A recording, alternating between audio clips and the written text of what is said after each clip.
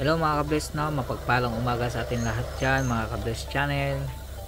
So andito na naman tayo mga ka-bless, no? Sa panibagong araw, panibagong laban sa buhay, panibagong trabaho na naman sa araw-araw. Kaya nga minsan yung buhay natin umiikot na sa trabaho mga ka-bless, no? Bilang OFW, so ganito lang buhay natin, no? Gigising ng maaga, papasok ng trabaho, papahinga sa tanghali, and then mag-overtime sa gabi, and then mag-out ulit, and then matutulog, kinabukasan trabaho ulit mga ka-bless, no? Paikot-ikot lang ang buhay natin dito, puro na lang trabaho. Mas marami ng trabaho kaysa pahinga mga ka-bless, no? Kahit pagod lagi mga ka-bless, no? Pero laban pa rin sa buhay. So andito tayo ngayon ka-bless, no? Sa kabilang machine. So nakapag-video tayo dito kasi wala tayo bantay mga ka-bless, absent, nalasing yata sa alak. So andito tayo mga ka-bless, no? So minsan dito talaga ako halos nakapresto after ko magbutas dun sa kabila sa may mga roller.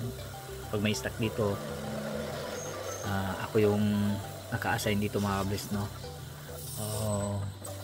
Ano lang minsan yung masakit lang yung talsik ng bakal, kaya nagsasalamin ako kasi mga ka-bless walang mata sa palengke.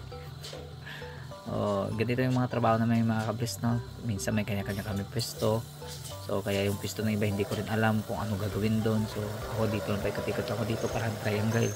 Matapos yan lilipat naman ako sa kabila doon sa may bakalan, no? Minsan putol ng bakal mga ka-bless, no? So wala tayo kusabaga,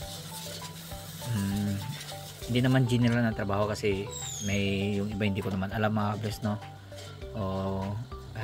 Dito lang ako pa ikot-ikot sa parang triangle, tagaputol, tagabutas ng bura dito, tagabutas na para sa lock mga ka-bless.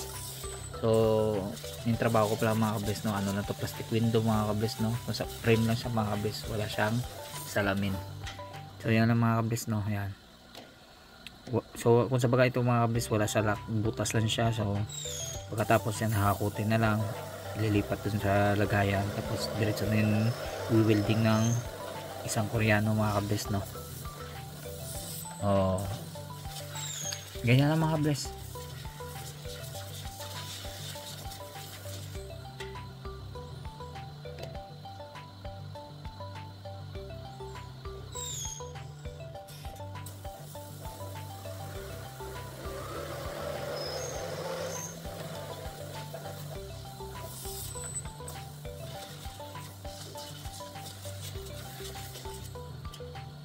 Wala tayo mga ka-bless sa ano, kundi pabalik-balik lang ang trabaho natin, no?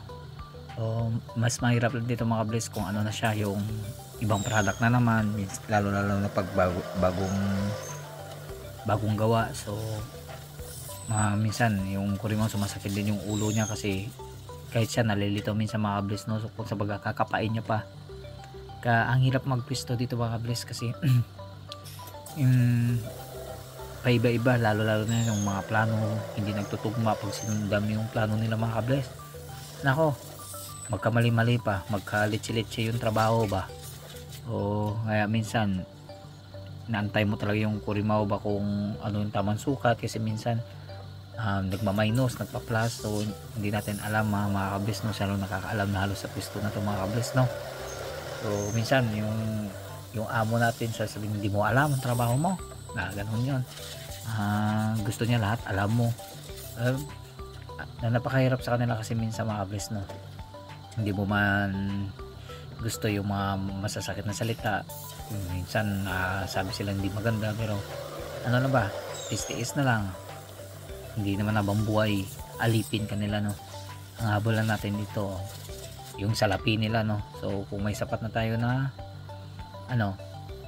ipon na kaya na natin mag for good, or may pagkukunan na tayo sa Pilipinas ng mga sarili nating negosyo, so pwede na tayo sumibat, diba mga ka-bless? Ganyan naman tayo, no? Magtyatsagalan tayo. Kaya sa baga yung pasensya mo, kahit na paiksi ng paiksi, kailangan mo pahabain pa rin, kasi yung pasensya yung puhunan natin dito, katawan natin, kaya dapat natin lagi ingatan mga ka-bless, no? Minsan kala ng iba ang sarap ng buhay as a OFW, masarap pakinggan yung bansang Korea. Wow, laki ng sahod nila, no? So pero lahat ng mga kabless, no, hindi lahat siniswerte, hindi lahat pinapalad, mapalad, o meron din naman ng iba na halos basic lang ang trabaho. So sa mahal ang bilihin dito,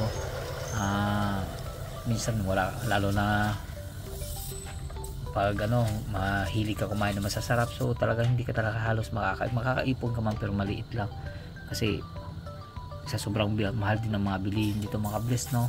Sa baga lang dapat marunong ka mag budget para hindi sayang yung pupunta mo ng ibang bansa mga bless, no? So para sa akin siguro ganyan na mga bless, kasi nga sa tagal ko dito sa South Korea, no, minsan kay ano na lang ba kung paano ka makapag-ipon ng malaki yung pag-uwi mo ng Pilipinas, meron ka mga bless, no? O diba, nagdrama tayo mga bless, o kahit minsan pagod na pagod ka na sa trabaho, pero tinitiis mo kasi nga kailangan mo makapag-ipon, kailangan mo kapagpundar. Hindi na yung pag-uwi mo na sa Pilipinas wala kang ipagmamayabang, wala ka na itayo, wala ka inipundar, di ba? Tatawanan ka lang ng mga kakilala mo, ang tagal nito sa ibang bansa, no? Wala na ipundar, wala na ipon, di ba? Ayaw ko naman mangyari yan sa akin mga kabless. So tama ng drama mga kabless na patapos na ng trabaho ko, no?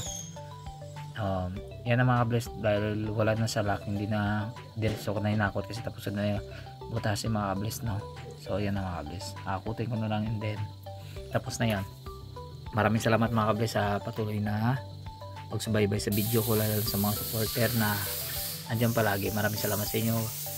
Yan ang mga bless, pauwi na ako, no? So thank you mga bless. Tapos na yung araw na ito, matagumpay dahil sa pag-iingat ng Panginoon. Ingat tayo lagi mga bless. Bye bye, God bless.